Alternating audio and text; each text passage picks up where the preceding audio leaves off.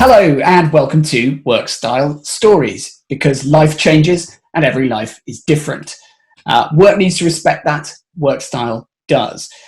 This week we're talking all things breast cancer, children and work with Lizzie Penny. So Lizzie, welcome to the first Workstyle Stories session. Let me begin. I obviously know you very well indeed, having worked together for a long time, but just for the purposes of those who don't, tell us very briefly who you are and where you come from. So I am Alex's co-founder of Hoxby, and also probably co-founder of the Workstyle movement, I think it would be fair to say, or the Workstyle revolution as we talk about it. And so I have worked completely flexibly for the last 5 years in my own Workstyle. And where do you live? Who do you live with? I live in Bristol in the UK with my husband Nick and my 3 children, Finn, Zoe and Megan. And briefly, your kind of career history to this point, what were you doing?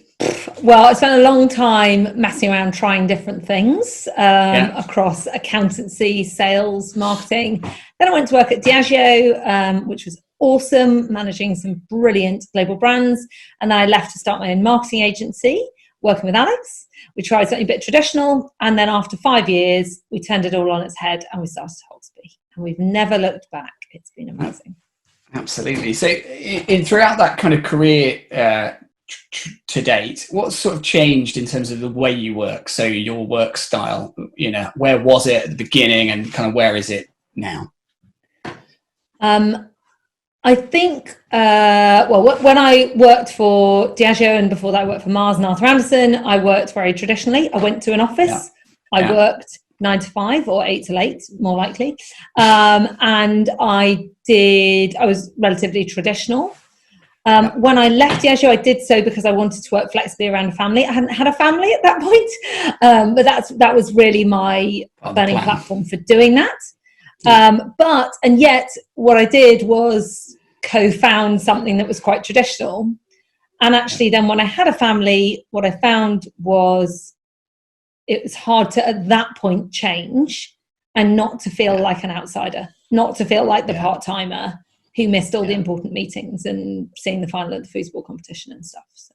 Yeah. And that's what obviously led you to me and to creating the Workstyle revolution. And since then, obviously, we've worked entirely to our own schedules, our own work style. But something else is happening now in your life that's forcing you to kind of reappraise your work style, to change it again, which is not an unusual thing. But let's talk about that. So what's happening right now and how's it going to impact your work style? A couple of weeks ago, I was diagnosed with breast cancer, which came as a complete shock, and which has kind of turned my whole world on its head. I think it's, at the moment, I'm still adjusting to that. I think you're still adjusting to it as well, aren't you, Alex? Yeah, couldn't agree more. Yeah. It's something that you think happens to other people, and some people are those other people. And as it turns out, I'm one of them. And I think it's made me yet again reevaluate everything about the way I work. It's reminded me that I am so passionate about what I do and why I'm here. And it's also inspired me by all the people, particularly at Hoxby, that have been working through much tougher situations than the one I find myself in now for a long time, and managing to balance that through Workstyle and feel happier and more fulfilled, which is what we're all about. And I think it's also, yet again, making me want to change my work style so that it suits the situation that I'm going through, with needing to have surgery and then the treatment that will need to follow that. So I think, mixed emotions. I feel, somebody messaged me saying it's like a tumble dryer full of emotions, and I do feel like that at the moment. But I think it's basically one of those situations where I'm reminded that it's so important that we created this opportunity for people to fit their work around their lives, because I've been doing that with children for the last 5 years since we started Hoxby, but now it's just another factor of my life. And I don't want cancer to define me. I don't want that to be the thing that people look at me and think she's the one with cancer. I look in the mirror, I don't think I look like I've got cancer. Do you think I look like I've got cancer? You look to me like someone who's got kids. And frankly, if you can overcome, the challenge of, maintaining a successful professional career and being a fantastic mum, you can definitely kick cancer's butt. And I know that I say that on behalf of everybody at Hoxby and the broader Workstyle revolution. We are, obviously right behind you, Lizzie, every step of the way. And I think the really inspiring thing about the way that you talk about this is, life is so unpredictable, life changes. We knew that at the start, and work needs to respect that.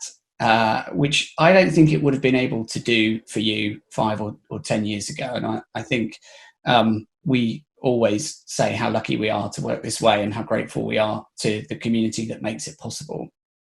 But never more so than now. And so we don't really know how you would have dealt with this 5 or 10 years ago, life pre-Workstyle. Yeah. But let's talk about how you're going to handle it now. So what's going to change for you on a day-to-day level? What are you going to do differently?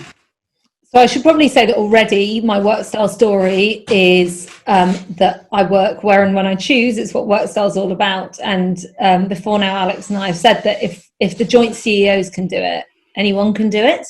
And the thing that I'll be changing is that where before I've had a routine, and people with kids will know that a routine is valuable.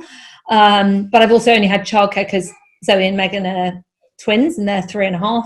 I've only had childcare certain days of the week. So before now I've worked 3 days a week and 3 evenings a week. Now I'm moving to the most extreme work style. I said that before. Alex says it's not extreme. It's just another work style. Just work style. It's just work style. So my work style is going to be opt-in. Entirely asynchronous, so just based on Slack. I won't be having any meetings or calls, and it will be working on the days when I feel not only well enough to work, but also on the days when I feel like work is valuable to me and helps my mental health. Because again, it's something that we've talked about a lot, Alex. Like I am so passionate about what I do, and never more so than now. Like this is, if anything, just thrown the light on how important it is that we're doing the thing that we're doing. And for me, it's a form of distraction, but it's also, we want to make this our legacy. We've always said that. And this has focused the mind a little bit on wanting to maybe accelerate that, because if this is our life's work, then there's nothing like potentially having that life cut a little bit shorter than you thought to make you want to really make the impact on the world. So for me, being able to work, being able to continue to work, is really important to me to be able to do that, but being able to do it on my terms is where it's most valuable. I think I'm inspired by you every day, but I think for a lot of people, the idea that work can contribute positively to your mental health, I think is something that most people wouldn't necessarily believe in. Primarily because they are, work is a place you go, and it's something that takes you away from the other stuff you might otherwise want to do, rather than necessarily thinking of it as a thing that gives you energy, a sense of fulfillment and a sense of purpose, which you do. And you talk very well about that. And I find it really inspiring to flip that perception of work, especially under the circumstances, into something that can give you a meaningful distraction, a positive focus for your mind and for your energy, which I think is amazing. But that actually, in the traditional work environment, you might not have been able to do that. Like, not because the company would have said, right, you just need to go off and be, on your own and cope with it outside of the work environment, but that because culturally, I don't think people would have accepted that you would want to keep working through this to any degree. Yeah. Well, I think a lot of people just wouldn't want to. I can see how, with everything that's going on, like I'm very lucky to not know anything about cancer till now. I've been learning a whole new subject. I can see a lot of people would just think, I just haven't got the headspace for work. that is just not something I've got the headspace for right now. Whereas for me, work plays just a very different role. And also at Hoxby, what we've created is somewhere where you are your whole self. You know, when you and I told the Hoxbys this news, I don't think I find it hard to believe that in any other business in the world there would have been more of an outpouring of support than we've seen. So it's unbelievable. It's unbelievable. And it shows that this is about people having an appreciation for life and work really fitting around that.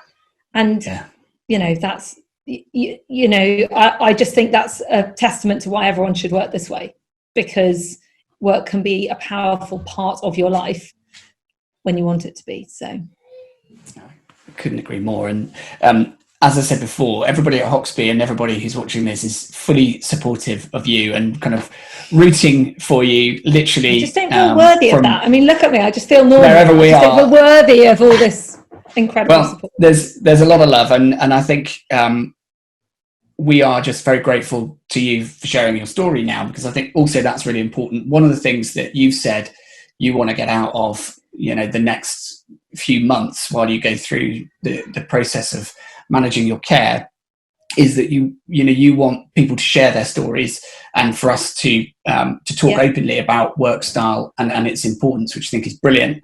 And we will do that. And I'm sure you will tune into the episodes when they go live on LinkedIn. I'll be watching. I'm sure that will be fun for you to do. But in the meantime, let me just say that we all wish you well, and we want you back and fighting fit as soon as possible. And we'll get back to doing some Workstyle freestyles when you're a little bit more available. But for now, thank you, Lizzie, for today and for everything. And I will miss everyone. I will be here behind the scenes. Workstyle freestyling with Alex. I just won't be on camera for a little while, but I will be back. You sure will. You sure will. And we can't wait for that. Thank you very much, Lizzie. Thank you very much for tuning in. We'll see you for the next Alex. Story soon. Bye for now.